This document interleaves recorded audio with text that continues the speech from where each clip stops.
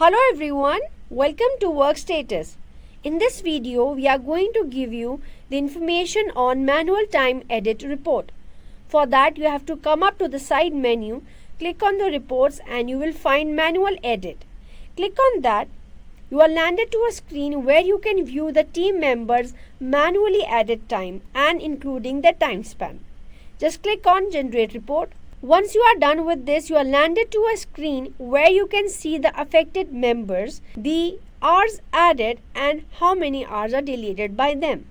You can see the list of the name of the users which have added the manual entry against the specific project. What was the action taken, whether it was deleted or added. What was the time span, the time of change if they have done any changes, the reason behind the change, whom it has been changed by. It is going to give you the name and the time. So this is the data which gives you a detailed information on all of the manual time added or deleted by the specific users. You can have the data filter out with the specific filters available here. You can send the report to a specific email address.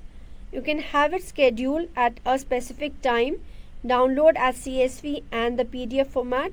You can also filter out the data in a specific date range as you may like, and then you can also select the name of the user, department or team and have the data filter and coming up to you as per your requirements.